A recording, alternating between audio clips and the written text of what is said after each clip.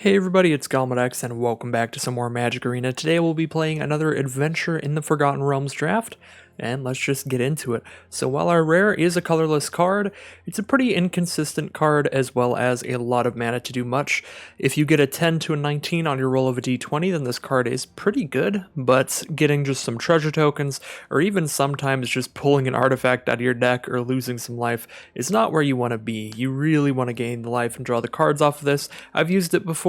It has been definitely a bit slow, and I have not successfully drawn any cards off of it, so not a huge fan of treasure chest here. Don't think I'm taking the rare. We have some good uncommons and a great common though. We have Owlbear in green, 5 mana for a 4/4 trample that draws a card when it comes into play. And then in black we have Warlock class, which is a lot better than it looks because essentially it's that level 2 part of Warlock class and maybe a little bit better than that. You are draining your opponent some life now and then, you're drawing some cards, and then there's like Ray of Frost, which is solid instant speed removal in blue, but I'm fine with rolling with the auto picker there and taking the Owlbear because it is just a great green common, and green is a color I like to be in quite often. So here we have 50 feet of rope at the uncommons, which is a pretty fun colorless card here that is pretty versatile, but of course we also have the best card in the pack, the Deck of Many Things. This card looks like a really slow card, like a huge mana sink that isn't going to do much, but this card can absolutely take over a game.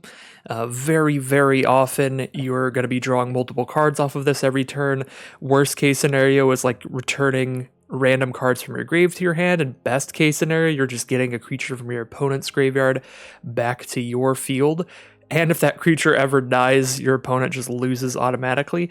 If this card was just consistently returning one card from grave to hand, it would still be okay, because you can definitely draft decks that can sit behind a card like this and play slower.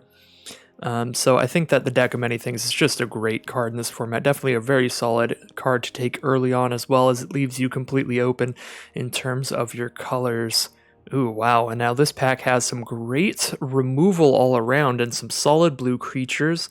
We have Spoils of the Hunt in green, have one of our creatures deal damage equal to its power to another creature. Dragon's Fire to do 3 damage or damage equal to a dragon in our hand. And Grim Bounty to just destroy any creature planeswalker as well as get a treasure token. I think I like Grim Bounty the best out of these 3 in a deck that's going to run the Deck of Many Things, because we're going to be a slower deck most likely, trying to get to any late game bomb style cards like the Deck of Many Things. And Grim Bounty can kill any creature, even if you don't have creatures on board, so that's why I like it better than Spoils. Like it better than Dragon's Fire as well, because it can kill anything instead of just a small thing. We don't really need to clear things off the board in the early game. That being said, there's some great blue stuff here. 3 mana 2/2 flyer that ventures into the dungeon when it comes into play is a really nice rate. There's also Genie Windseer, which is a 4 mana 3/3 flyer that can scry a little bit. So both of these cards are pretty solid. If we aren't taking Grim Bounty there, I think we would take the blue flyer. So now we have another Spoils of the Hunt for some green removal here. We have a Burning Hands for red removal, but this is even worse than Scorching Dragonfire, but not by a lot. 2 damage and instant speed for 2. If you're shooting green things, you just do 6 damage, which is pretty insane. We do have Charmed Sleep and Ray of Frost, very similar. Ray of Frost is instant speed, but it doesn't tap the creature unless it's red, and Charmed Sleep is sorcery speed and 1 more mana. So Charmed Sleep hits more things, but Ray of Frost is cheaper and instant speed. I don't love this pack all around. I'm kind of thinking of just taking the Spoils of the Hunt here, sticking to our green with that Owlbear. It's pretty comparable to the other good cards in that pack. Well, now I am really wishing that I just took that solid blue Venture into the Dungeon creature, because now I think I'm going to take a Displacer Beast. 3 mana for a 3/2 that ventures into the dungeon when it comes into play. Venture's not as powerful as like Learn and Lesson was back in Strixhaven, but it's still a decent little value ability, and it's definitely nice to do, especially when you can do it repeatedly. If you have a bunch of mana in the late game with this displacement ability on the beast, you could just spend 4 mana to bring it back to your hand and then 3 to replay it. So if you have 7 mana in the late game, which is already something we're hopefully wanting to try to get to with the Deck of Many Things. So I'm going to take Displacer Beast here. But 50 feet of rope, also a fine little mana sink, tying down your opponent's creatures or venturing into the dungeon there. Alright, now what do we have? Not much, to be honest, for pretty much any color. Oh, I suppose we could just go with the Power of Persuasion here. This is another card that the biggest downside of the card is that it's inconsistent. The best ability on this in the vast majority of situations is just putting one of your opponent's creatures on top of their library, so they have to skip the next draw step, but they can also put it on bottom if it's a weak enough creature. If you bounce something to their hand for only 3 mana, that's pretty bad, and even stealing it for a turn doesn't end up good that often. That being said, I think I'm still going to take it. I don't think any of the white cards are good enough to move into white for, and I don't think Boulette is all that great. The 4 mana 3/3 that gets bigger if something died during your turn. So now we have Evolving Wilds or Charmed Sleep. Kind of just like a Charmed Sleep here. Fly is really good if you have a lot of cheap creatures. Gives one of your creatures evasion and allows it to keep venturing into the dungeon over and over.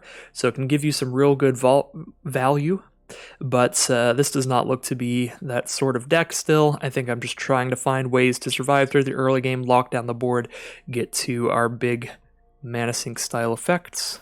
We have the Deck of Many Things and Displacer Beast for a couple mana sinks already, and in green-blue it's not too hard to find too many more, like Arcane Investigator here. This can trade off in the early game, or if we do make it into the late game, just start drawing multiple cards off of this thing every turn. Seems fine to me. And I don't love anything in this pack here. What's the best off-color card? Maybe a Thieves' Tools. Combos well with any creatures that do things when they hit our opponent. We do already have 1 black card, so I think I'd rather take that than like a white or a red card here. But it's not great. We have a Spiked Pit Trap, removal we can play in any color. Or we have Shortcut Seeker, 4 mana for a 2/5. When it deals combat damage to a player, venture into the dungeon. So a really big blocker, and giving us good value if we can get it in. I think I'll go with the Shortcut Seeker. Hopefully I'll have my removal locked down to the point where I don't need to run the Spiked Pit Trap, because it's just a lot of mana. We do see another Spoils of the Hunt here. That seems pretty great for us. I suppose we don't have a lot of green right now. We have an Owlbear double spoils, so yeah, just taking more black cards to have that as a secondary option.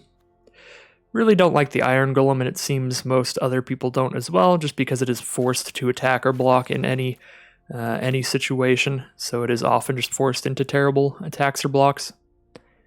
Just always trading down into a smaller card. So here we have some pretty good stuff, and the pick I'm going to make here might be a little contentious. So we have Tasha's Hideous Laughter, but there's no real mill theme in the set. This card can mill somewhere between like 10-15 cards, but that isn't going to kill an opponent by itself unless the game has already gone really long. And if the game's gone really long in this deck, we're probably just trying to have more mana sinks than our opponent, like our Investigator, Displacer Beast, the Deck of Many Things, to just keep accruing value over a long game. So I don't really like Tasha's Hideous Laughter here. Charmed Sleep is good, but we already have 2 Spoils of the Hunt and a Charmed Sleep. Fly's okay, but we don't have a lot of early creatures, and I'm not super going to be going down that path, I think. I'm actually just going to slam down a dungeon map here, and the reason is because this card has impressed me a little bit. It is good in any deck that is trying to ramp up into cards that cost like 5 or more, which we are looking to do with Owlbear, Deck of Many Things, and hopefully some more big stuff in our green. And once we've already got enough mana, if we ever get flooded out with this card, it's a mana rock that all of a sudden just turns into a value engine. We can just start using it as a mana sink to keep venturing over and over. So I do like the dungeon map quite a bit for that flexibility there. Mana ramping in the early game and then becoming the mana dump when we don't need it anymore. So I'm going to slam that down. Here we have a Pixie Guide. This can block a lot of stuff pretty well. 2 mana, 1/3 flyer. So can block 2/2 flyers, can block 2/2s on the ground, just all that kind of stuff. That seems okay. Neverwinter Dryad's like an okay mana ramp card. Temple of the Dragon Queen is fine mana fixing. We basically choose green or blue when we play this, and it's whichever color that is. Yeah, I guess I'll go with the Temple of the Dragon Queen here, get some decent mana fixing. Now we have Underdark Basilisk. This does look like one of the early creatures that I would really like in this deck, because it's going to disincentivize them from attacking with any of their better creatures. There's also Contact Other Plane, which is a great draw spell. Aberrant Mind Sorcerer, which is pretty good value. And Rogue class. We don't look to be a Rogue class deck, but this is a really fun build around in blue-black. Like, we could make a deck where we're trying to splash in a third color here. We do already have one mana fixing card, just a temple, but I don't think fixing or splashing a Rogue class in here is going to be great for us.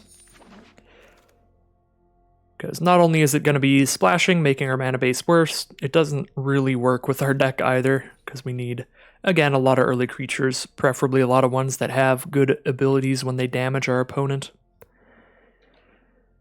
You find a Cursed Idol is main deckable because even if your opponent isn't playing artifacts or enchantments, you get to venture into the dungeon, get a treasure token, so ramp you up a tiny bit and give you a slight bit of value there.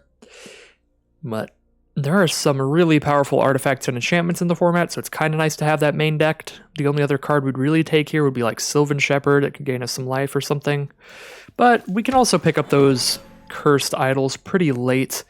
I've tended to see in the drafts, so hopefully we'll be able to wheel a card like that if we really want one. And I'm very happy to take Gretchen Titchwillow here. I am again in green-blue looking for mana ramp and mana sinks, and this is both of that, so very happy to take Gretchen here. She's also just a 0/4 on turn 2, which can block a lot of the early aggression from any aggro decks. Now we have Soul Knife Spy. This does have a really good ability if we ever damage our opponent with it. Lurking Roper, but we don't have a lot of life gain, so I don't think that'll be great here. Suppose it is just like a 3 mana 4/5 defender. Worst case scenario, that's not terrible. That might be interesting with like a lot of Sylvan Shepherds.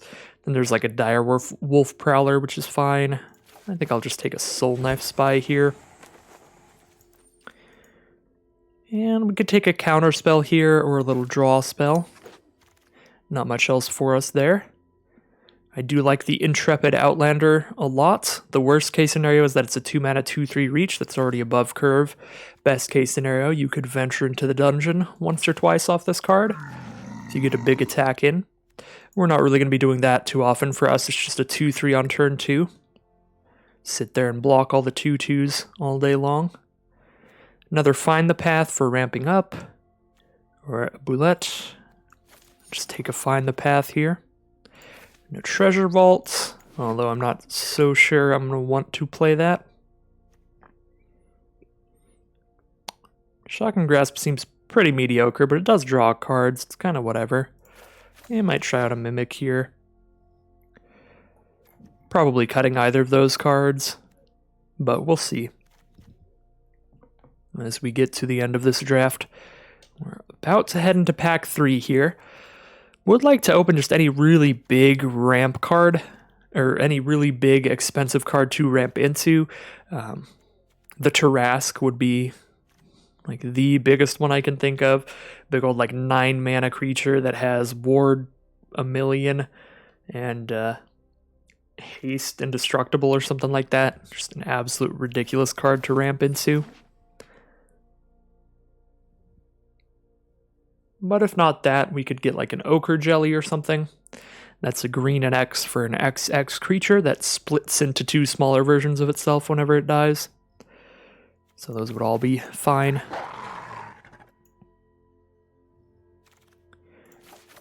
Well, let's see here. Westgate Regent. Unfortunately, there's just very, very little mana fixing in this format to support splashing. Yeah, we'd really have to get a lot of treasure tokens. We have a couple. Like, venturing into the dungeon, some of the dungeons can give us a treasure, and then we have, like, Mimic, Grim Bounty, but I already don't want to play Mimic. There just aren't really cards in this set that are, like, search your library for a basic land of any type, which you usually would have access to in green that would make splashing a card like Westgate Regent very possible. I just think it's not that possible in this set. I think I'm just supposed to take Purple Worm here.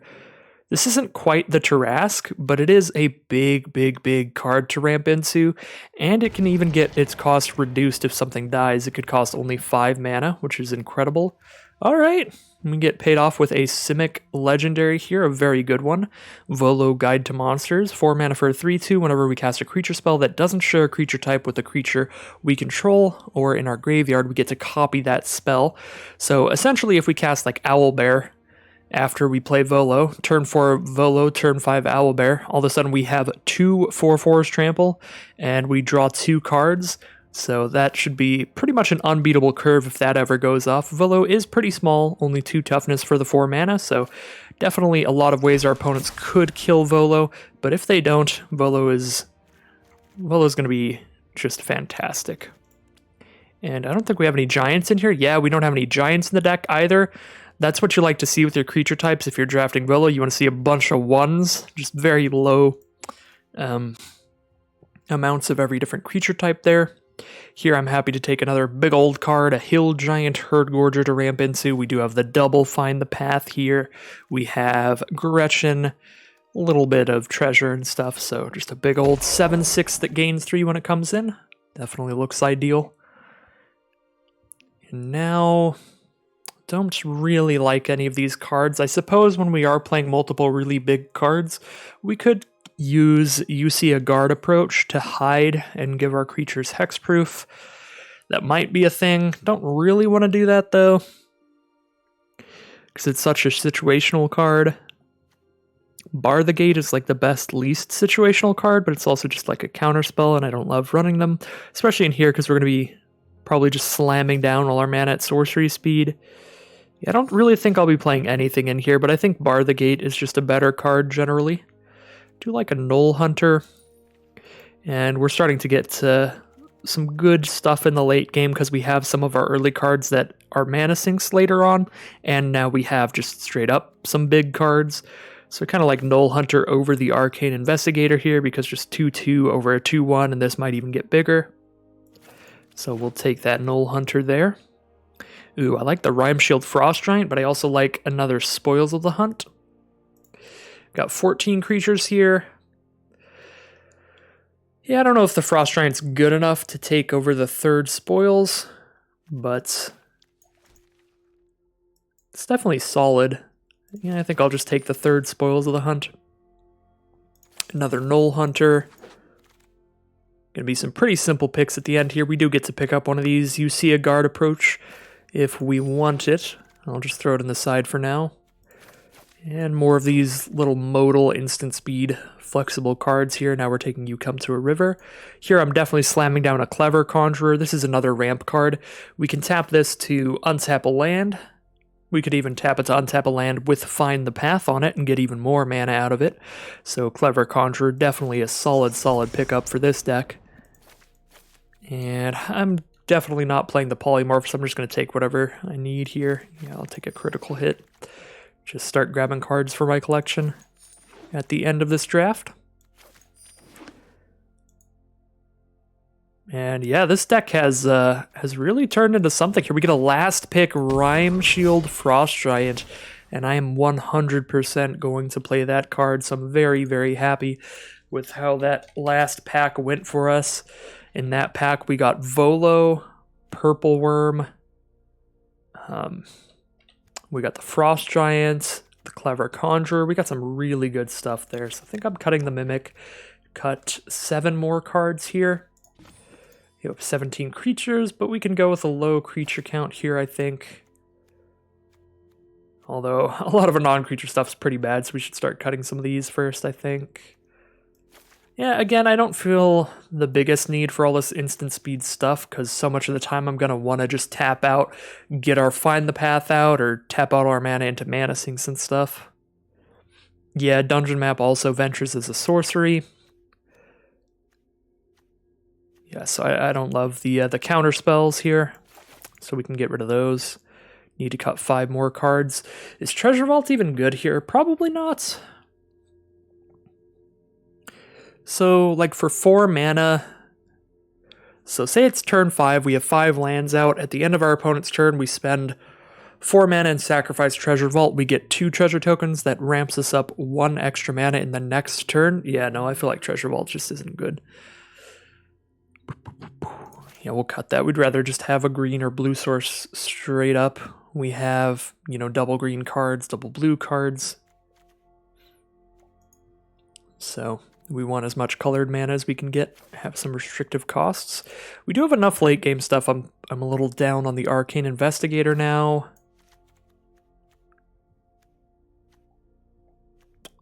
Don't really have many ways to get a Shortcut Seeker in, but it's also just a big 2/5 blocker. Could see cutting one of the Prowlers at least, just for like Volo reasons, if nothing else. Alright. So Direwolf Prowler, it's a 3 mana 2/2, or it's a 5 mana 4/4 haste essentially. We do have to keep spending mana into it though to keep it at that 4/4 power and toughness. I like where we're at on the creature front. I don't think I should cut any more of those. Let's cut a couple non-creatures here. Power of Persuasion, again, is a pretty inconsistent card. Anytime you hit 10 to 19, you're going to be pretty happy. But 1 to 9 often does. Too little. I'll get rid of Power of Persuasion here. One more cut to go. I do like main decking the Cursed Idol here. But what else am I really cutting?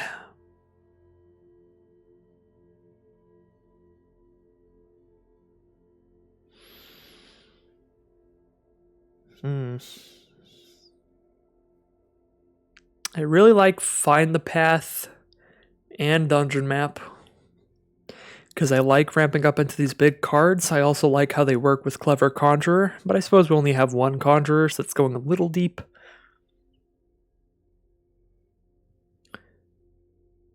Definitely like the draw spell to contact other plane. It's just nice to have. The deck of many things is fantastic. Do we just cut one spoils here even? Probably not. But I guess Charm Sleep plus triple spoils, it's 4 removal.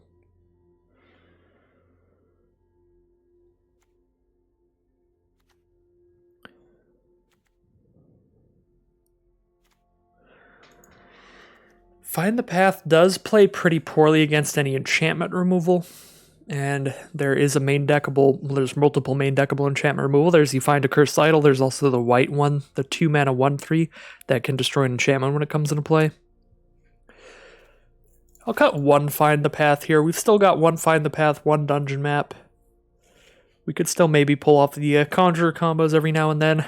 Conjurer also combos great with the deck of many things, that's really cool. Alright, yeah, I'm pretty excited to play this deck here. I'll roll with it like this. We might find that the Cursed Idol just doesn't have any targets, but if that's the case, we can cut it and just throw in the Find the Path. I suppose we'll see. I do feel like a lot of the most powerful kind of bomb cards in this set happen to be artifacts and enchantments. There's like Hand of Vecna that gives equipped creatures +X/+X, where X is the cards in hand. That's insane. A lot of the rare classes are absurd, as well as some of the uncommons. Those are all enchantments that we could blow up. There's just a lot of good targets for the Cursed Idol. So we are going first here. We have Null Hunter turn 2. If we make it to 4 mana, we get a Volo out, which will be great. I think I'll keep this one for sure. Both colors of mana, 3 lands available. We have a removal spell too. We'll see how this hand pans out for us, but it's looking pretty spicy. We have hit the 4th land now for Volo, which is great. So our opponent's on black-red, and they start out with a Horde Robber that creates a treasure token whenever it deals combat damage to us. And black-red in this format is focused around treasure tokens. They have some cards that'll get better the more treasure they have. Don't think it's worth using a Spoils of the Hunt to kill it, so I'm just going to drop a Gretchen and pass the turn. Now we've got that good mana sink when we have 4 mana to start drawing cards, putting lands out.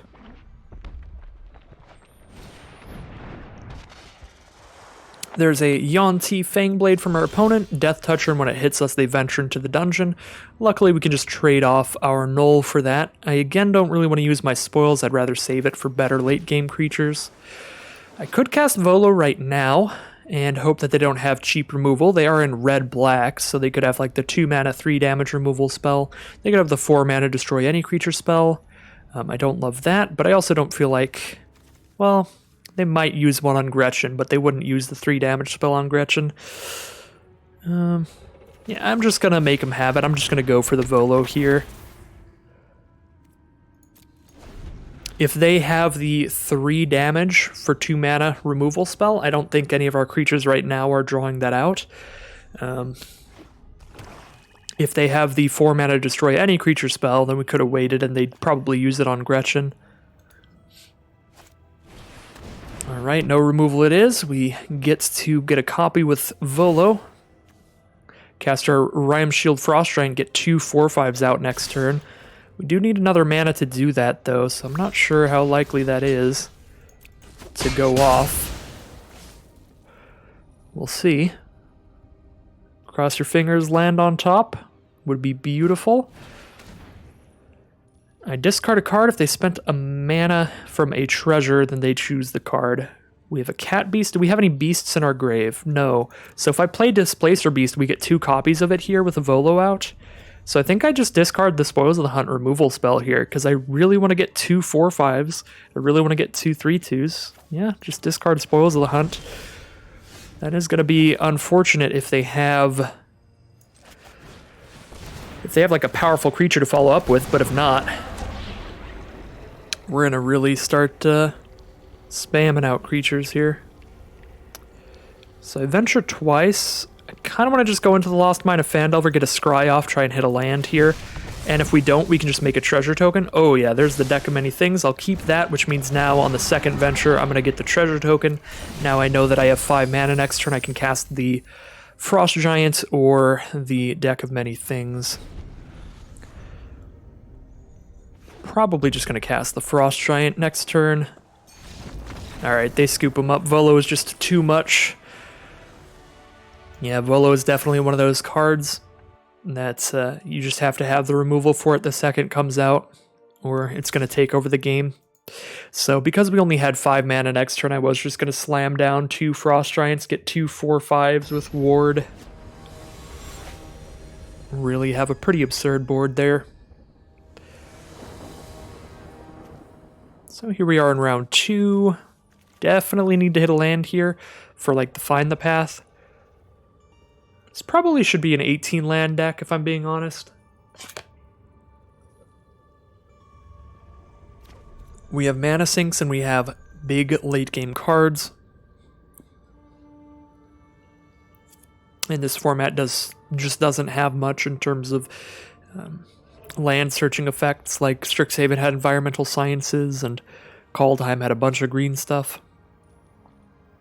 So I'm just not used to having to run the 18 land decks again.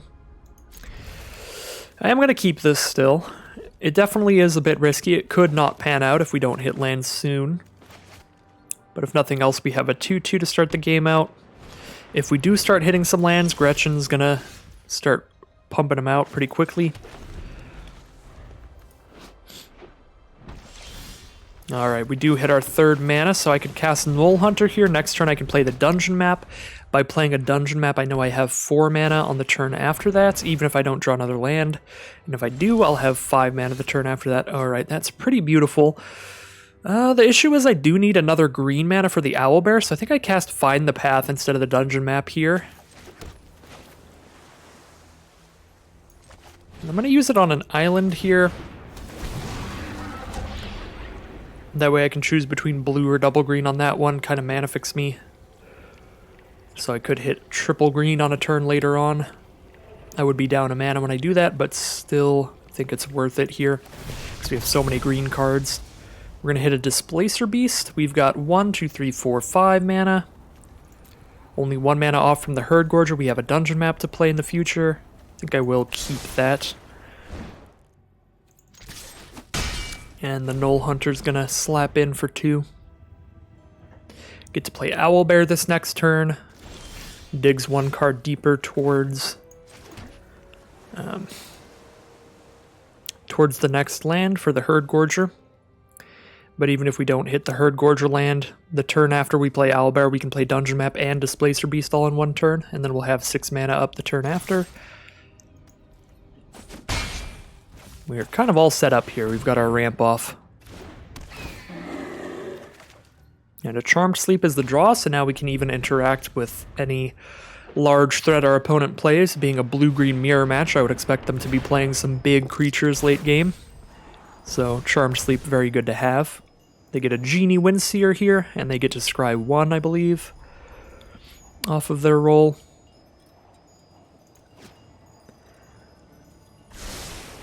And they scry to the top, so they found something good. We do naturally hit the land for the Hill Giant. Could tap down the Windseer, but I can also just attack with both. Null Hunter's going to be a 3/3 here, so just like trades with that flyer. And then we just slam down a 7/6. That seems very fine to me. Put some pressure on here. And they're at 16 already. They're taking 4 more. They're going down to 12 against a very big board.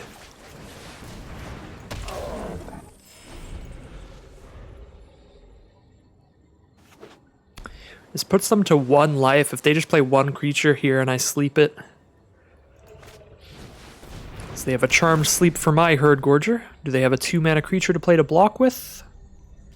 No, but they do have something in their hand for 2 or less here, because they didn't just slam past the turn.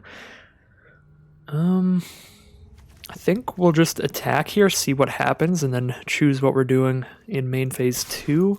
Based on what happens, there might be a bounce spell or something here. Alright. If there was a bounce spell, I'd probably just recast the Owlbear draw card here. I kind of like spreading out my threats, getting more creatures with some power out, so get a couple 3-power creatures onto this board. Seems good to me.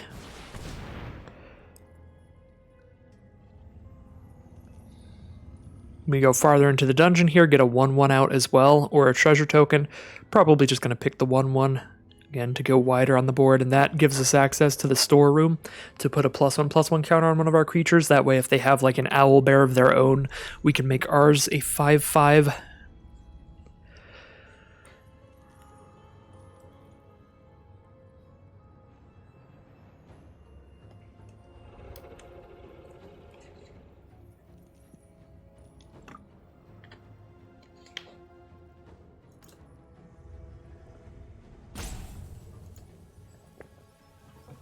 And our opponent is thinking.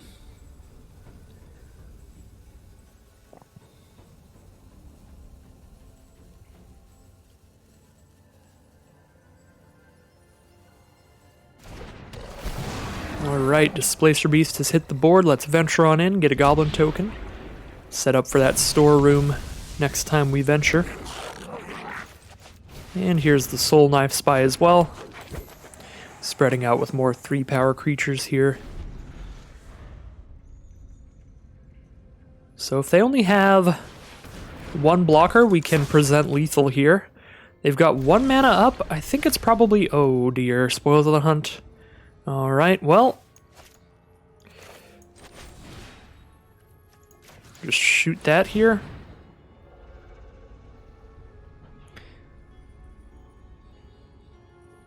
Maybe they have Hide to give it hexproof. Oh my god. So we should have went for the Charmed Sleep, held up the Spoils of the Hunt as the instant speed removal there. Still in a pretty good position because they're forced into a bad block here.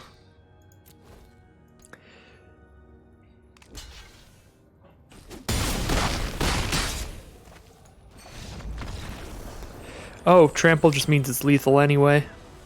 Well, I didn't quite do the math there, but we made it in the end. I thought they may have bought themselves an extra turn there by being able to counter my removal spell. But it turns out they did not. Because of the trample, the most damage they could have stopped was the 3 damage on the 3/2, and that leaves them at exactly 0 from everything else.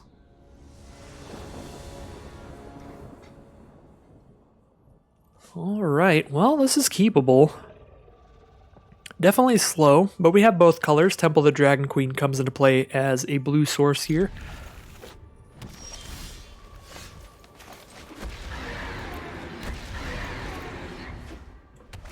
Again, pretty difficult to justify mulliganing a hand with both colors and some spells to play in limited, even if the curve is all over the place like it is here. I could create a treasure token and scry one here. That gets me to the hill giant a little bit faster, which could be good. I think I'm going to hold on to the cursed idol though. Green-white has some powerful enchantments. If they're in a life gain deck here, which does look like they are, with Trelisar into the priest, if they have like a cleric class or something, I think it's overall going to be better to blow that up than anything else. Ooh, we have a purple worm coming up now as well. Let's just get our dorky little 2/2 out here that isn't going to protect us too much.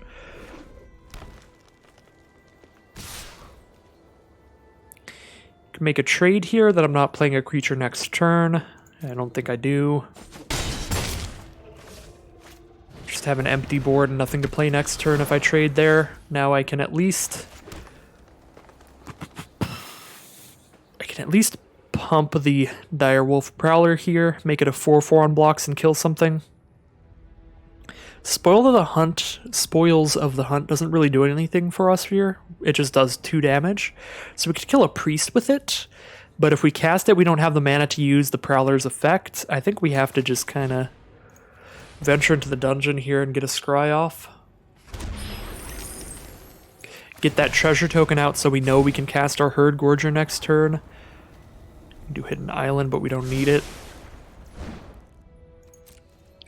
And now I also have the mana to do either the +2/+2 on the Direwolf Prowler or the Spoils of the Hunt if something really weird happens where I want to do that. Celestial Unicorn might be the really weird thing where I want to Spoils instead.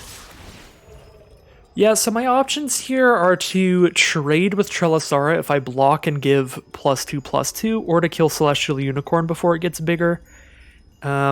But if I kill the Celestial Unicorn, then I don't have the mana to play Herd Gorger next turn. And I can't block anything with the Direwolf Prowler without it dying. I feel like I just trade with Trelisara here.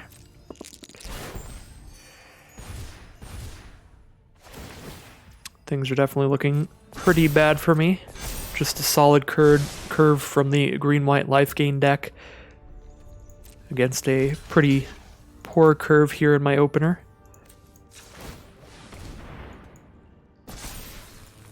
We're going to do what we can here. If they have interaction like a pump spell, we're just done.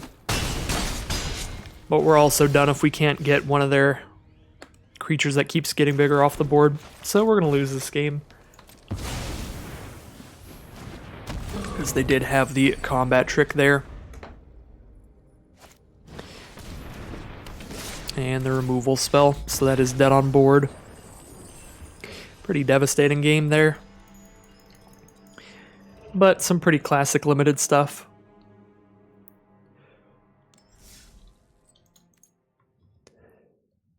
Just stumbled on mana against the aggressive deck curving out.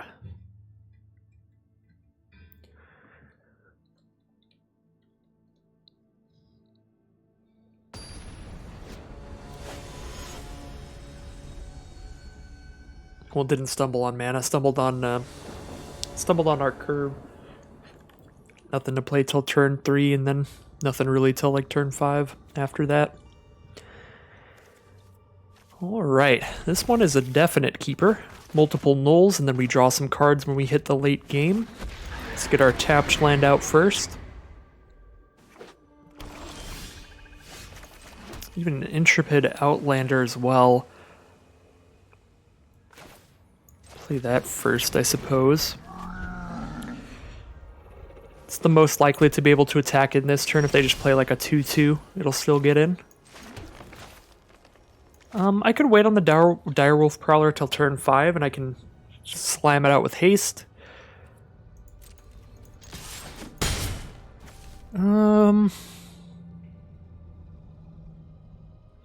But also if I play it now, I get to attack with Pack Tactics next turn, because next turn I can then play a Null Hunter and the Direwolf Prowler can get pumped. And then Direwolf plus Intrepid Outlander, that'd be 4, 5, 6 power. That seems pretty exciting to me. gonna go for that here. Yonti Fangblade, a Death Touch blocker. Annoying for sure. Probably trade with the Direwolf Prowler here, but we're gonna get a Null Hunter out so we can still keep doing our pack tactics, so I think it's still worth the attack. And we'll have that contact other plane, as I said before, to refuel in a bit, which will be great.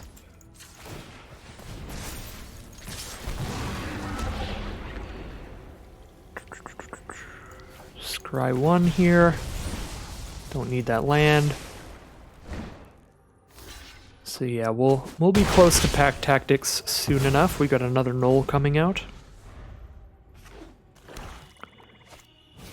Veteran Dungeoneer, a 3/4. That will put the stops on things here for a while. Just halts the brakes here. Do I play a Conjurer and a Null Hunter, or do I just contact other plane right now?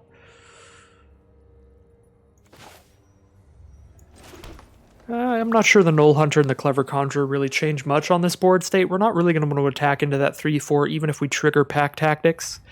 Because then a Null Hunter gets a +1/+1 counter, we venture again, but then one of them dies. Yeah, I think I just go for the draw spell here. We don't have any 1-mana cards in the deck, so I'll just do it at their end step. Well, I suppose... no, I don't know. Half Elf Monk, a 1/4 Vigilance that can tap things down for 2 mana.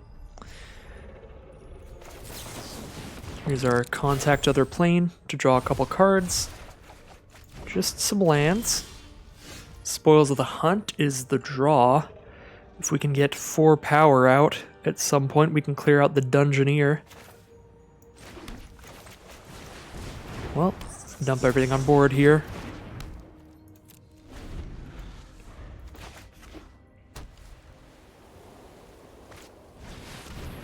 Baleful Beholder can give their field menace if they want. No, they just go for the Sackett enchantment just to send a message. They got nothing else to do there. We have 2 mana up after this, but with Clever Conjurer, we can have the 3rd mana for the Spoils of the Hunt. However, we can't kill the Baleful Beholder. We can only kill the Dungeoneer, so we're still not really getting in. Although if we attack with all these, get a Goblin or a Treasure Token. Kind of like going for the Goblin, because that leads into the storeroom, get a +1/+1 counter onto something here. So I could see Clever Conjurer to untap a land, then just attack in with everybody holding up Spoils of the Hunt. We can do Spoils plus the 3 damage of a Null Hunter to kill the Beholder. We do have to sacrifice another creature to do that, though, because the Dungeoneer is going to block and kill the other Null. I don't know if it's worth it here. I'm just going to untap a blue source, maybe make them fear a counterspell here. And if nothing else, now I can actually cast Spoils of the Hunt on blocks. Ooh, there's a treasure chest. See how it works out for them. They do have the 4 mana up. So they might get 5 treasure tokens. They might gain 3 life, draw 3 cards. So... now that I'm attacking with a Rime Shield Frost Giant as well, do I go for the attack? No, because they still have potentially really good blocks. Because they can block my 4/5 with their 6/5. I can use Spoils of the Hunt to make sure that that dies, but then they're blocking and killing a Null Hunter as well. So my board just gets whittled down to a 2/3, a 3/3, and a 2/3. Their board, they just lose the 6/5, so they still have a 3/4 and a 1/4. I still feel we're not really in a position to be making attacks.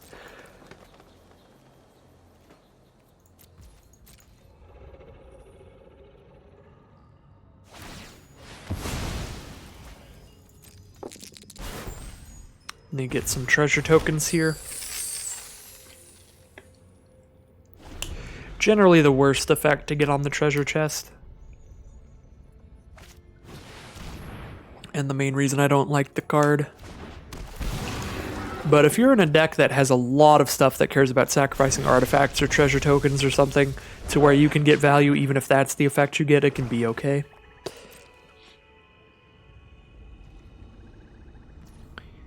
So Burrowin, they ventured a little further into the Goblin there, got a 1/1 there. Could just kill that right now, but it doesn't do anything when it attacks unless they've completed a dungeon. It's only a 3/3, so let's not.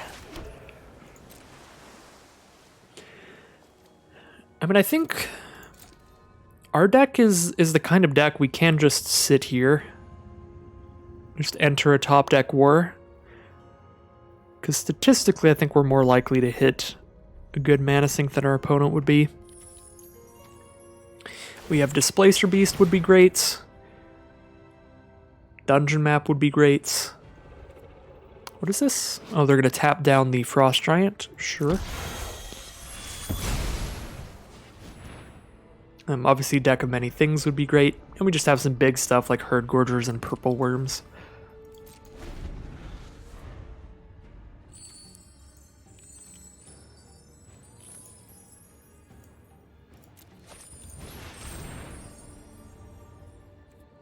Thieves' Tools.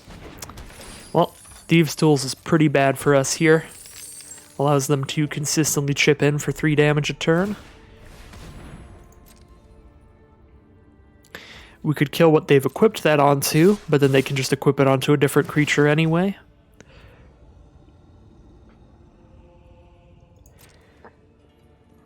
I think I'll go for the kill on the Baleful Beholder here. That makes it possible I can start getting in attacks with the Frost Giant.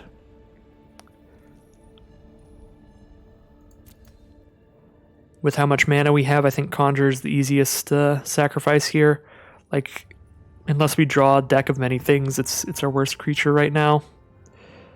I like having the Outlander in case they get flyers, and also we're probably going to go for just a big Pack Tactics attack, maybe even just next turn to get some value. Let's wait till combat's all over.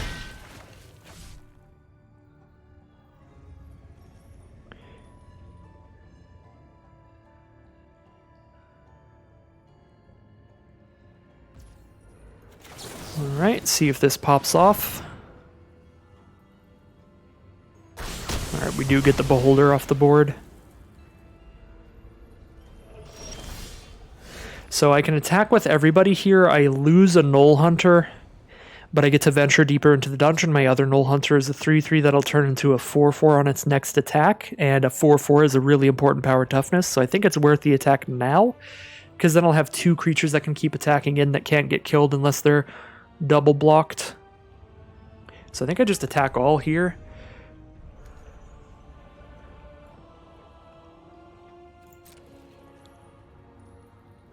We take like 8 on the crackback, so we're pretty safe.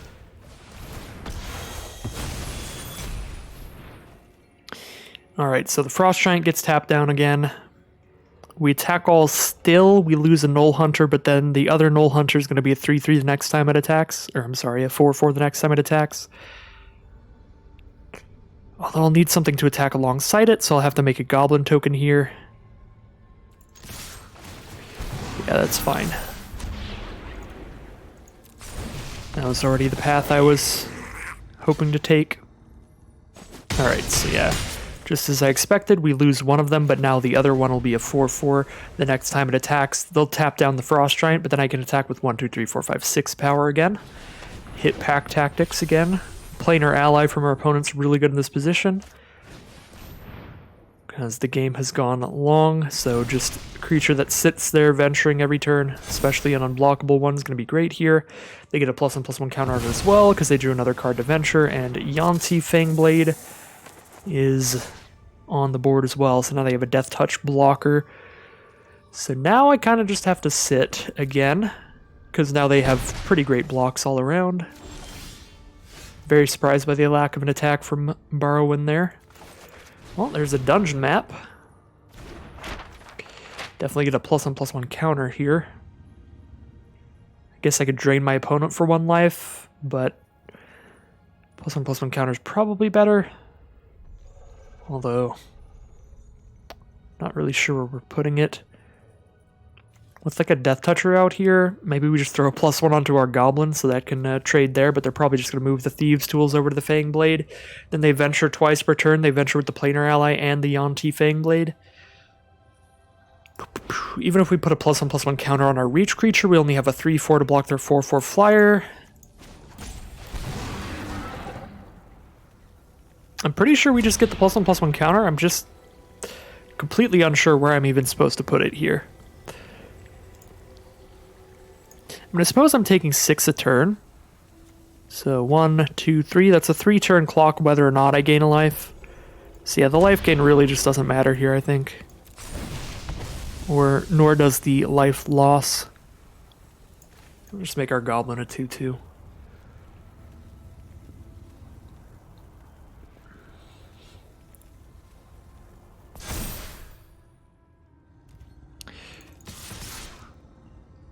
Feeling like drawing a card off the dungeon here. We sacrifice the Outlander to draw a card by making this attack. Our other creatures are a 4/4 and a 4/5, so they'll kill something at very least.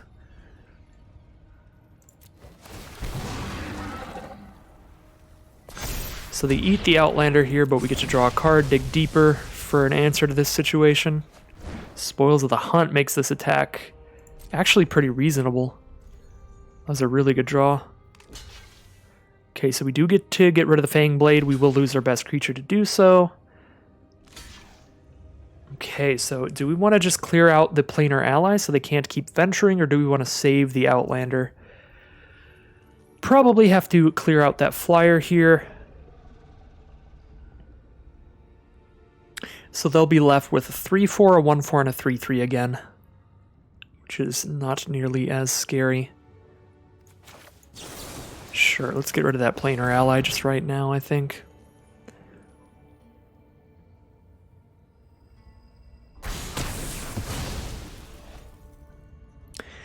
Just cashing in that Outlander to draw the card here.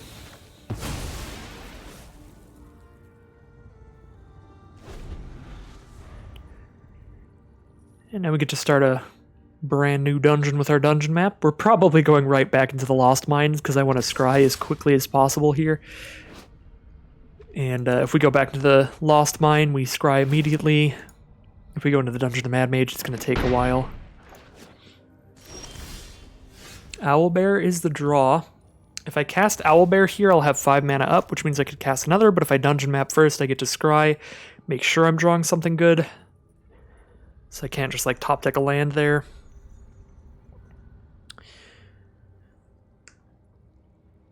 I'm just going to play the Owlbear first here.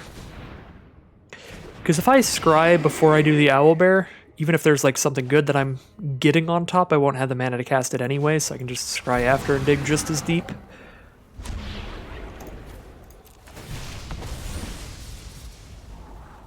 Displacer Beast. We're going to die to that Borrowing pretty quickly. I don't know if I have time to play around with Displacer Beast. I mean, although our opponent's down to 11 here. So just Owlbear getting in is good. How many lands do we have? 5, 6, 7, 8, 9, 10, 11. None in grave. So 6 in the deck. Scry this to the bottom. Okay, so there's 5 in the deck that aren't on the bottom. Scry this to the bottom, and then out of, what, 16 cards, there's 5. That's like 1 in 3 chance of land after this.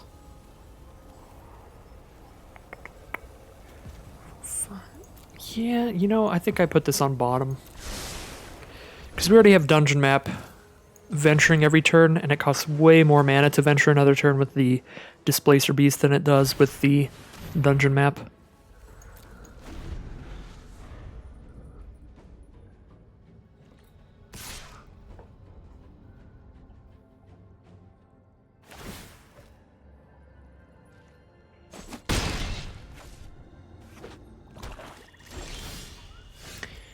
Found the Cursed Idol to get rid of the Thieves' Tools and just stop all their attacks here. Definitely seems like the play. Just get a 1/1 again here. Go to combat, see what happens. Tap down the Null Hunter so it can't get any bigger. So we just attack with Owlbear. We hit them. Venture through the dungeon map. Grab a goblin. Blow up the Thieves' Tools.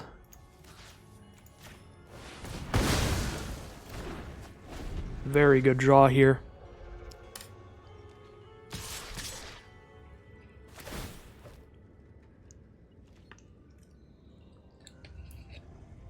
Trade off our goblins here. Take one. Maybe they have a pump spell here. Nope, just a trade.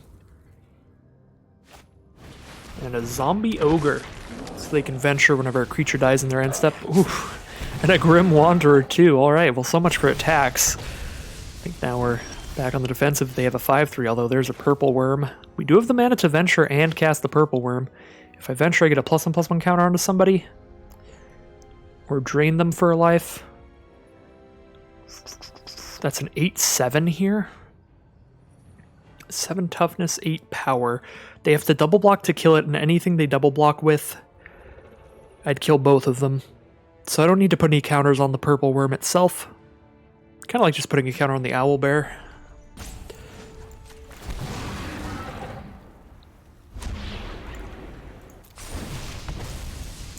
The purple worm's going to get tapped down by that half-elf monk every turn, but that means that our other creatures won't get tapped down.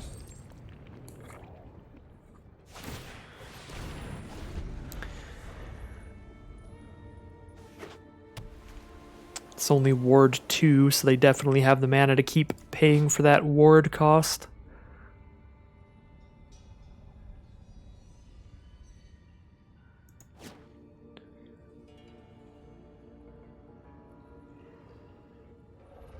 Could tap it down right now with the half-elf monk if they just want to send in an alpha strike. I trade with the Grim Wanderer and take 6. I'd go down to 3. But then we would just kill them on the crackback, so I don't see how that would be the line here, unless they have more removal or life gain. Alright, so they pass the turn. Soul Knife spies the draw, pretty solid. Let's venture on in, draw a card.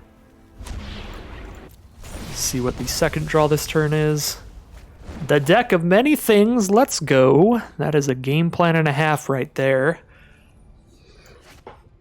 So I think I play that out and then just get the 3/2 out, because it's good to get a guaranteed creature out here right now, rather than just throwing a card in my hand that I can't immediately cast, or drawing some cards I can't immediately cast. I can just wait till next turn to roll this. Yeah, let's get the creature out so we have more blocks. Go to main phase 2, drop our deck out.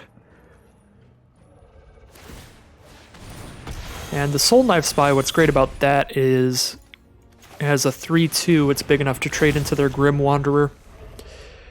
So we're going to start drawing cards with the deck of many things, which is just one of the most fun D&D items. Hopefully one of the most fun Magic cards for us here. Let's see what we get. Alright, another Zombie Ogre. They're going to start venturing twice a turn then. I guess not twice a turn. Twice in any turn where a creature dies. So they're going back to the Lost Mine to scry one and get a goblin, I suppose. They have tons of mana and multiple treasures. So yeah, that is the choice here. Alright, deck, what are we getting? We get 2 cards, we get a creature from their grave. What do we got here? 1! Alright. Thankfully, there's not an actual Nat 1 critical fail on that card. So we do still get to get a card out of it.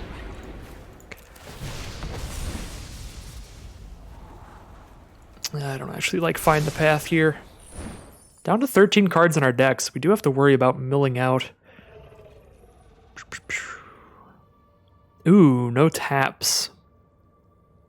If I attack with Purple Worm, is there any way they can block it without losing 2 creatures? They can block... A Zombie Ogre soaks up 5 damage. They can block with 2 Zombie Ogres and a 1/1. And then I kill a Zombie Ogre and a 1/1, but my Purple Worm dies. If I attack with everybody here, I'm at 9. They have 1, 2, 3, 4, 5, 6, 7, 8, 9, 10, 11 power out. I only have 1 blocker after that. Can't really do that. They can tap 2 creatures down before they attack. Could just like send in a solo attack here. It's about as good as I can do. I don't think sending in a double attack, I could just die on the crackback. Although they would be forced to block and lose a creature. I don't think I send in here. But we're getting really, really close.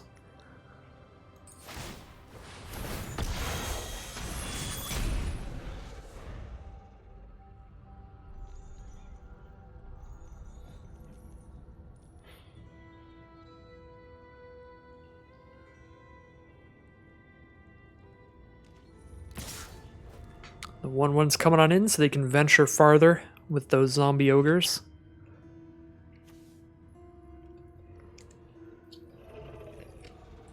They'll get all the way to the card draw off that. Let's just not block. Down to 8 then. Lightfoot Rogue. More blockers. There's a Charmed Sleep to shut off one of their cards here. What do we got, deck? 13, so we draw 2. Volo. Although, don't have much that's going to combo with Volo at this point since we've gone through the whole deck, to be honest.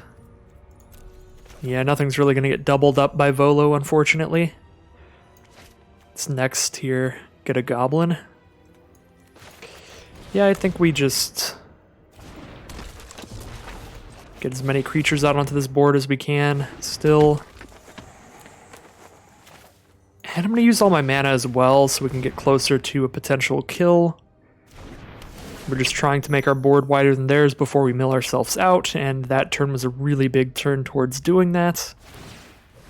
Probably to the point now where we should actually attack. We've got 3 blockers now. Yeah. These are both at least 5/5s, so they have to lose a creature, or 2 if they want to try to trade. Alright, a chump block and take 5. See what they got here.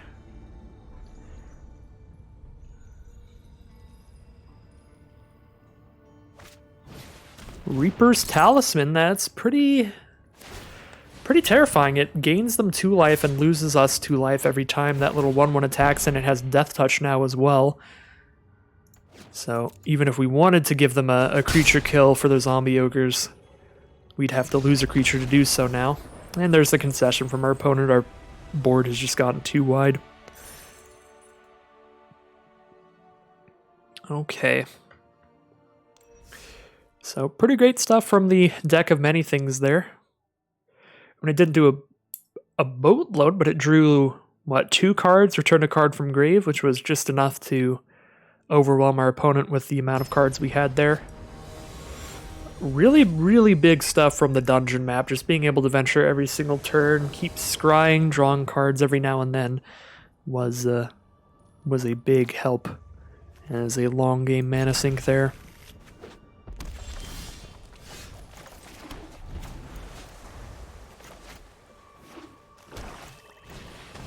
Uh-oh. Our opponent's on red-black, and they start off with a Battlecry Goblin. This is a matchup I'm definitely scared about. There are some very aggressive goblins in the set, and red-black can be pretty aggressive. Just red, really, can get quite aggressive in this format. So, would not be surprised if our opponent curves out pretty great like that green-white opponent did. Just absolutely comes in for the kill as quickly as possible here. Do like dropping a Clever Conjurer here over the Find the Path, because I like getting blockers out. I feel if this game goes long, we have the deck of many things in hand, so if the game goes long, we're quite likely to be able to win. So we just need to do everything in our power to make the game go long. Get blockers on this board, stop some damage, and yeah, there they go. Battlecry Goblin plus Hobgoblin Captain, because the Goblin gives the rest of the field +1/+0 haste. Lets them attack with immediately, as well as trigger the pack tactics. So they spent out another Goblin token. They have enough mana to give their whole field +2/+0 this turn.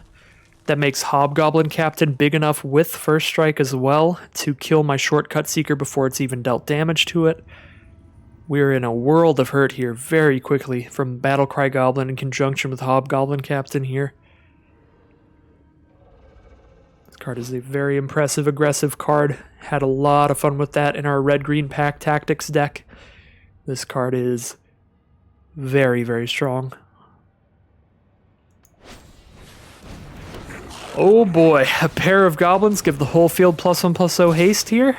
I think this is the game. We're just gonna get slammed because I think that's lethal already. 2, 3, 4, 5, 6, 7, 8, 9, 10. Exact lethal. Wow, stone cold. Nothing we can do about that. Just dumping one creature out turn 3 and turn 4, and the opposing deck is still aggressive enough to just push through that. Very solid Goblin aggro deck there. That is going to push us to 3 and 2.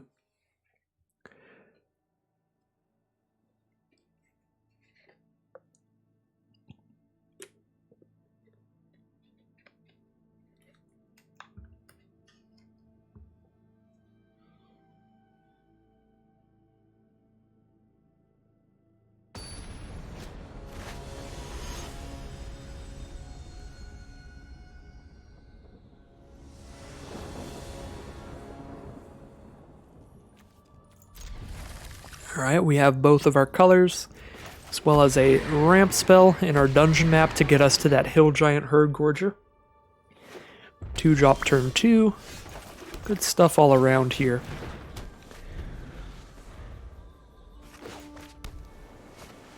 Opponents on blue-red, and they start with their own Hobgoblin Captain.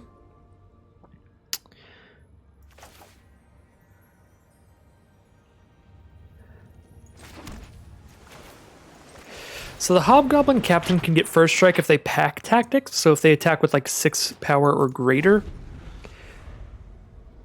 So they'll need a 3 power haste creature here if they have the 3 mana 3/3 haste they get there, but otherwise I'm just going for the trade. They do not have the 3 mana 3/3 haste, so we take that trade every time in our deck. Again, against anything aggressive, we are entirely playing the long game here. We have 1, 2, 3, 4 mana on board, 5th and 6th in hand, so we can make it all the way to the Hill Giant, so I may as well keep this null. And we actually just have the Hill Giant next turn because we have the dungeon map adding mana for it. So yeah, definitely anything that isn't a land we can just keep here. Hoarding Ogre from our opponent, spitting out some treasure tokens as it attacks. Quite a solid card here. And a Genie Windseer as well.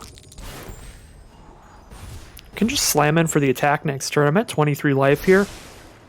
So I can take a bit of retaliation from our opponent. And if they choose to go for the block here, we can Spoils of the Hunt to just clear their board.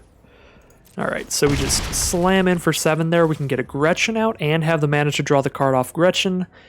But alternatively, we could play a Null Hunter and hold up Spoils of the Hunt. That also seems good to me. Yeah, because we still have a little bit of gas here. Just a little bit of action. I'll go for that. Save the mana sinks for next turn. Earth Cult Elemental. Well, we'll sacrifice a land or 2 to this.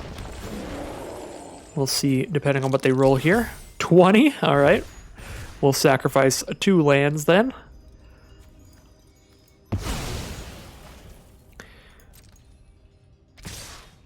They send in with the board. Alright. Block the 3/3 on the ground. We'll kill the Earth Cult Elemental with our Spoils of the Hunt. Then we can hit them for 10.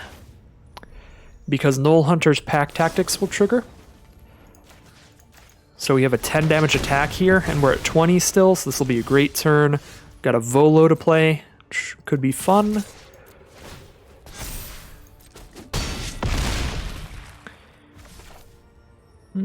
Yeah, let's just play Volo. Volo's just cool. I don't think Volo actually does much for us here, other than adding 3 more power to the board, but even just adding 3 more power to the board when your opponent's at 3 life is a pretty big deal. Now, if any of these 3 creatures hit them, they are dead on the spot. So, Hoarding Ogre gets to roll a die when it attacks, which means that the Feywild Trickster gets to spit out a chump blocker for them. Could have Volo trade with the Hoarding Ogre, but I want to keep all my creatures for attacks here. They have 2 blockers, so right now they're done on board. Now they have a 3rd blocker. If we find anything to clear out one of those blockers, then we will win on the spot. So we're looking for like just another Spoils of the Hunt, but we do have 3 in the deck, so it's definitely a possible draw. Contact Other Plane is the draw here. Yeah, what do we get off of the Lost Mine? We get a Goblin or a Treasure Token. Yeah, let's contact another plane here. Scry 2, draw 2. Rhyme Shield Frosttrain actually costs us 2 mana now. Soul Knife Spy's decent, but now we don't have a way to get in because they have so many chump blockers. Here, like, we can attack with Hill Giant and it'll just trade with Earth Cult Elemental or make them chump block something. The evasive creatures they have get to keep chipping away at us. We have a human already, so we don't get to double up Soul Knife Spy. Oh, Soul Knife Spy is an Elf Rogue. Maybe we do. We do get to double Soul Knife Spy next turn. Yeah, maybe 2 3/2s for only 3 is enough that we keep that. We found a Cursed Idol. Don't think that does much for us here. Do I want to clear that Earth Cult Elemental off the board?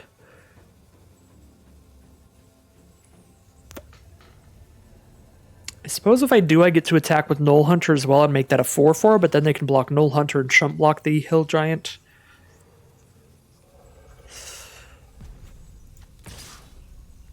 Yeah, I kind of like just getting that thing out of here. Let's send in the 7/6. Ooh, they're not going to go for the trade. They're going to go for the chump block. Hopefully that doesn't mean they have more D20 rolling in hand.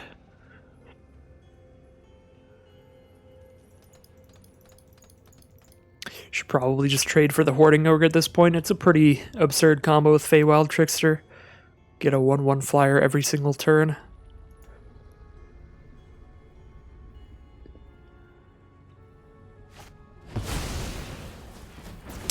Well, that might just be game. Get killed by an act of treason here.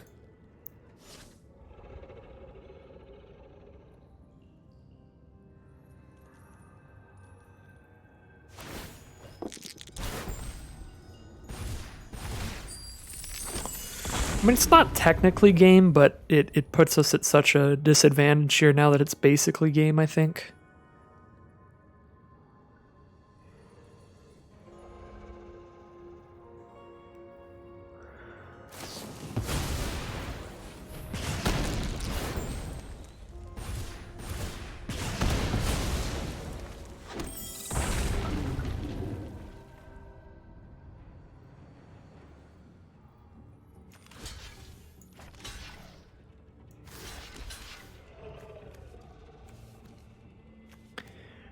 Three, 8, 9, 10 here.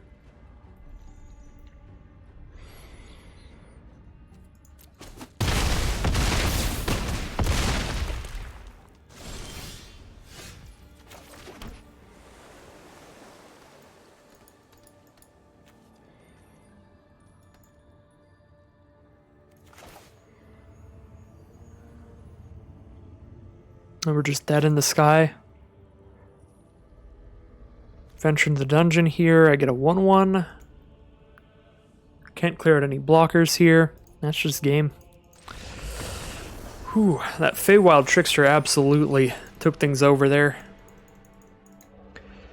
We could have traded for that Hoarding Ogre earlier. That almost definitely would have been better. Just trade for that as quickly as possible with our Volos, since they did have the removal to kill Volos anyway later in that game, unfortunately. I think the route where we may win would be trading with Hoarding Ogre earlier, and maybe if we'd even just saved the removal spell rather than shooting the 6/6 with it to get in for a big attack, we could have just shot the Feywild Trickster as well. That would have changed the course of that game pretty greatly. I think we still might have had a pretty bad time if that's the line that we took, because then they have the 6/6 still around, so I'm not really attacking in ever, and I'm just getting chipped away by the 3/3 flyer over and over again. So I think probably killing the 6/6, going for that big, like, 10 damage attack was still correct, but I certainly should have prioritized killing that Hoarding Ogre a lot earlier. I think I just didn't put 2 and 2 together how absurd of a combo Feywild Trickster plus the Hoarding Ogre could be, giving them a 1/1 flyer every single turn, consistently giving them chump blockers and evasive threats. Definitely did not give that Hoarding Ogre enough respect and just trade with it earlier in the game. So 3 and 3 it is. Definitely could have done things a bit differently, but we still get a nice average run out of it, and the deck was pretty fun. Of course, the deck of many things as well. And yeah, we got some pretty great cards for the collection too. Some really fun stuff. Volos, the deck, all of that good stuff. And we get some bonus packs here. an ochre jelly, sorcerer class, and the final rare in our bonus packs will be a loyal warhound. Should be pretty fun for some dog tribal historic brawl stuff. They're getting some more powerful dogs. But that is going to end today's video for me. If you enjoyed it, as always, you can feel free to like, comment, and subscribe if you want to let the YouTube algorithm know that you're enjoying the content and you want to see more. And thank you all for the recent support on all of the drafts. The first Adventure in the Forgotten Realms draft is at like 4,000 something views right now. The fastest I've ever gotten anywhere near that many views on a video. So that's absolutely insane. Thank you all very much for the support on the videos. I do appreciate it a lot. It's really, really cool to see when I'm just doing these as a hobby on my days off, and I pull open YouTube Studio on my work break or something, and it's like, ooh, look, 4,000 views. I'm like, what? So thank you all for sticking around. I'm glad you're enjoying the videos, and as always, I'll be back with some more very soon.